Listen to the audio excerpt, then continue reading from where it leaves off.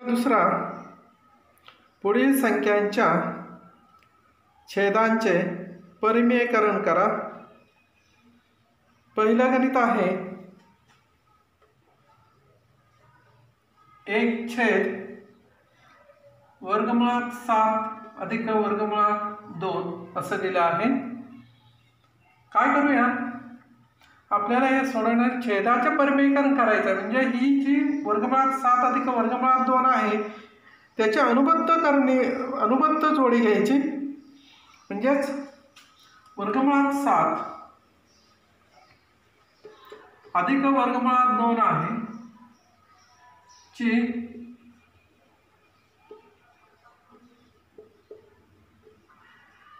अनुबंध जोडी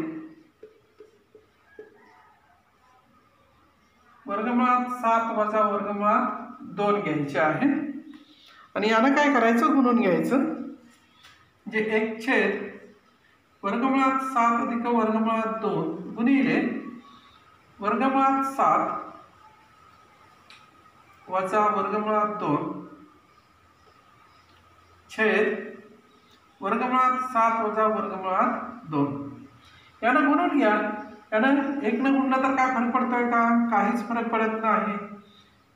असं होय. पण या ठिकाणी फरक पडतोय का? अधिक वाचा आहे, त्यामुळे वर्गमुळात 7 गुणिले वर्गमुळात 7 वर्गमुळात 7 कंसाचा वर्ग करूया वाचा.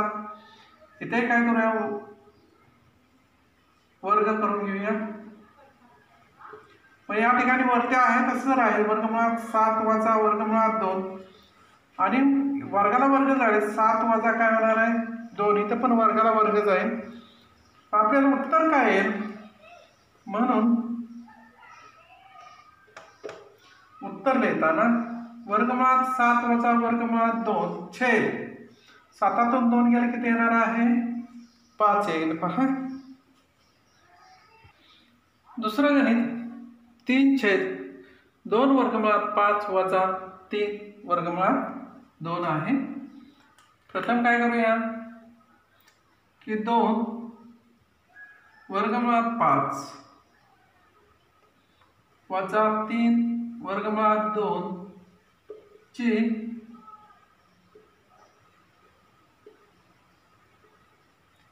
अनुबंध जोडी बघायची. अनुबंध जोडी 2 वर्गमुळात 5 वजा 3 वर्गमुळात 2 हे घ्यायची आणि गुणाकार करायचा. म्हणजे कसं गुणाकार करणार, 3/2 वर्गमुळात 5 वजा 3 वर्गमुळात 2 गुणिले, इथं वजा आहे तर अधिक घेतली पाहिजे अनुबंध जोडी.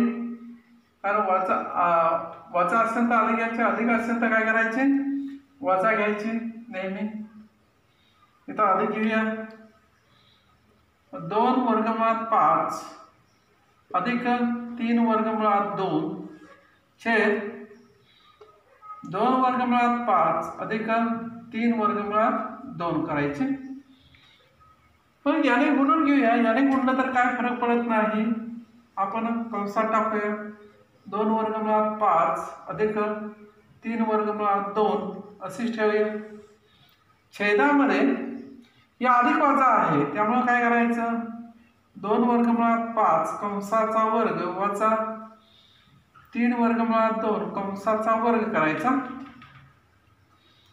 वरती आहे तसंच ठेवूया.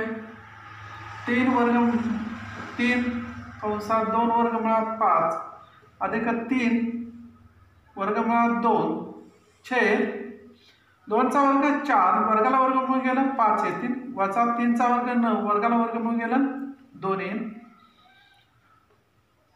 3 आहे तसंच कंसात 2 वर्गमुळात 5 3 वर्गमुळात 2 छेद 4×5 20 9×2 18 होते. मग काय करूया, याच्यातून 3 आहे तसंच ठेवूया. 3 आहे तसेच ठेवायचे.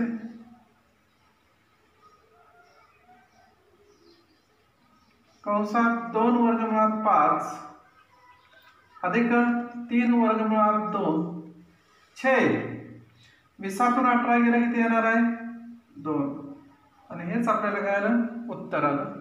काय करायचं साधं सोपं आहे पहा की अनुबद्ध करणी घ्यायची, अनुबद्ध जोडी घ्यायची, अनुबद्ध वजा असेल तर अधिक घ्यायची, अधिक असेल तर वजा घ्यायची आणि त्या जोडीने काय करायचं गुणायचं अंशाला आणि छेदाला.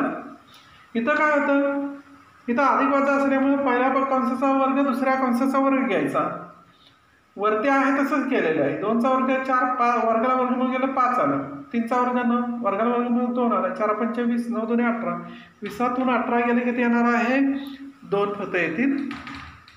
तिसरं गणित 4/7 अधिक 4 वर्गमुळात 3 असं दिलं आहे.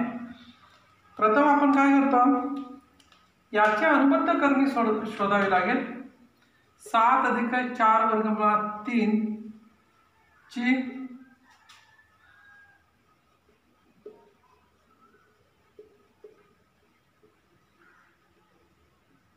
अनुबद्ध जोडी अधिक आहे वजा करायची 7 वजा 4 वर्गमुळात 3 अशी घ्यायची. ही जोडी घेतल्यानंतर गुणून घ्यायचं अंशाला छेदाला. कसं गुणायचं तर 4/7 अधिक 4 वर्गमुळात 3 गुणिले 7 वजा 4 वर्गमुळात 3 छेद 7 वजा 4 वर्गमुळात 3 असं गुणायचं. मग अंशाला गुणलं तर काय फरक पडतोय काय नाही 4 आहे तसं ठेवायचं. 7 वजा 4 वर्गमुळात 3 आहे तसंच घ्यायचं. छेदामध्ये अधिक वजा आहे त्यामुळे पहिल्या पदाचा वर्ग वजा दुसऱ्या पदाचा वर्ग करायचा. वरती आहे तसंच छेदामध्ये ठेवूया अंशामध्ये ठेवूया. 7 वजा 4 वर्गमुळात 3 छेद 7चा वर्ग 49 करायचा. 4चा वर्ग 16 आणि वर्गाला वर्गमूळ गेलं 3 येतील. म्हणजे 4 कंसात 7 वजा 4 वर्गमुळात 3 छेद 49 16 त्रिक 48. मग आपल्याला उत्तर काय निघेल पहा. उत्तर आपल्याला निघेल 4 आहे तसंच ठेवायचं. 4 कंसात 7 वजा 4 वर्गमुळात 3 छेद 49 मधून 48 गेला किती येणार आहे 1 नाही लिहिला तरी चालेल परंतु आपल्याला उत्तर एवढं लिहावं लागेल. गणित वर्गमुळात 5 वजा वर्गमुळात 3 छेद वर्गमुळात 5 अधिक वर्गमुळात 3 असं दिलं आहे. काय करायचं वर्गमुळात 5 अधिक वर्गमुळात 3 ची अनुबद्ध जोडी घ्यायची.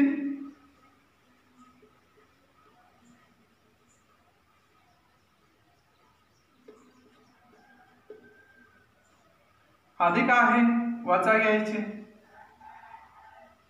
आणि या जोडीने काय करायचं याला गुणून घ्यायचं. कसं गुणावं लागेल